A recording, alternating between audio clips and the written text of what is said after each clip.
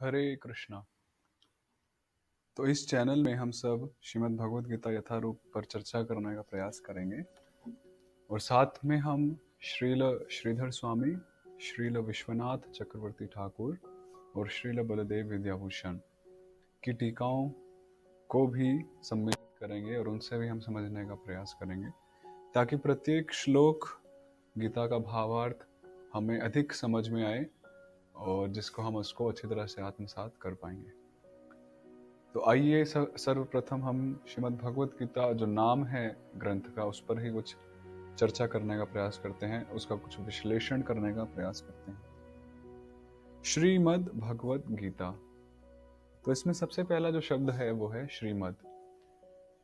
श्री और मत, तो मतु एक प्रत्यय है जिसका अर्थ होता है कि किसी चीज को धारण करने वाली चीज या वस्तु या व्यक्ति। यदि कोई व्यक्ति बुद्धि से युक्त है, बुद्धि को धारण करता है, बुद्धि से संपन्न है, तो उसको हम बुद्धिमान कहते हैं। इसी तरह से यदि कोई बल से अन्वित है, युक्त है, तो हम उसको बलवान बोलते हैं। इसी तरह से जो ग्रंथ, जो गीता श्री से युक्त है, श्री से संपन्न है, उसको श्रीमद् कहते हैं। तो ये तो हुआ मत प्रत्यय का अर्थ। श्री शब्द के कई अर्थ हो सकते हैं। सर्वप्रथम यदि हम श्री को लक्ष्मी से तुलना करें, क्योंकि श्री का एक अर्थ लक्ष्मी भी होता है या लक्ष्मी जी को श्री भी कहा जाता है, तो जिस प्रकार समुद्र मंथन के दौरान दीर्घ काल तक मंथन करने के बाद लक्ष्मी जी का प्राकट्य हुआ, उसी तरह से वेद व्यास द्वारा कई सारे वेद, पुराण, उपनिषद, संहिताएं, इतिहास आदि लिखने के बाद श्रीमद् भगवद गीता रूपी अमृत का, गीता अमृत का प्राकट्य हुआ। अभी यदि हम श्री का दूसरा अर्थ लें तो वो है मांगल्य। जी हाँ, श्री का अर्थ मांगल्य भी होता है या मंगलता। श्रीमद् भगवद गीता में सभी जीवों के मंगल का विधान निहित है। अर्जुन ने बार बारी यत्र तत्र भगवान कृष्ण को कहा है कि हे प्रभु, आप मेरे परम कल्याण के विषय में कहो। अध्याय 2 श्लोक 7 में अर्जुन ने कहा कि यत् श्रेयः स्यात् निश्चितम ब्रूहि तन्मे, कि हे प्रभु, मेरा जो परम श्रेय है वो मुझसे कहें। फिर तीसरे अध्याय के दूसरे श्लोक में अर्जुन ने दोबारा कहा कि परमम श्रेयम अवाप्स्यथ, कि हे कृष्ण, आप मुझे ऐसी बात कहें जिसमें मेरा परम श्रेय, परम मंगल निहित हो। तो इस प्रकार पूरी गीता में श्री कृष्ण केवल किस प्रकार जीवों का परम मंगल हो सकता है, वही बातें श्री कृष्ण ने श्रीमद् भगवद गीता में कही है। इसलिए यहाँ पर श्री शब्द से मांगल्य को ग्रहण किया जा सकता है, अर्थात ये भगवद गीता जिसमें पूर्ण रूप से जीवों का मंगल निहित है, और जो भी श्रीमद् भगवद गीता का पठन पाठन करता है, इसको अपने जीवन में अमल करता है, उसके जीवन में निश्चित ही मंगल आएगा, इसमें कोई संदेह नहीं है। अभी तीसरा अगर हम श्री का अर्थ लेते हैं तो श्री का एक अर्थ होता है ऐश्वर्य।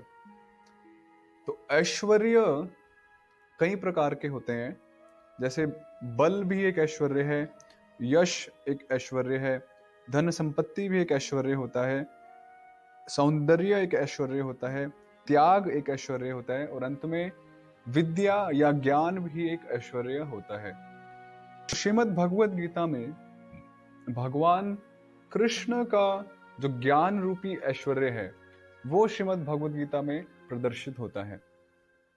अभी कोई पूछ सकता है कि, या कोई सोच सकता है कि श्रीमद् भगवद गीता और अन्य साधारण पुस्तकों में क्या अंतर है। तो अंतर समझने के लिए हमें यही समझना पड़ेगा कि विद्या या ज्ञान भी दो प्रकार की होती है, परा विद्या और अपरा विद्या। तो जो परा विद्या होती है वो चेतन तत्व पर आधारित होती है या चेतन तत्व का विस्तार करती है, व्याख्यान करती है। मतलब आत्मा का या परमात्मा का। पर अपरा विद्या जड़ तत्व पर फोकस करती है, अर्थात शरीर पर या जो पंच महाभूत से बनी वस्तुएं होती हैं, भूमि, आप, अनलो, वायु, खम। परा विद्या का फल विनय होता है।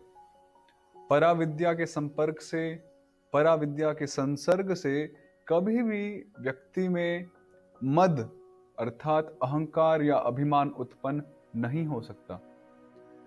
और दूसरी ओर अपरा विद्या से संभावना है कि व्यक्ति में दंभ, गर्व, अभिमान या मद उत्पन्न हो सकता है।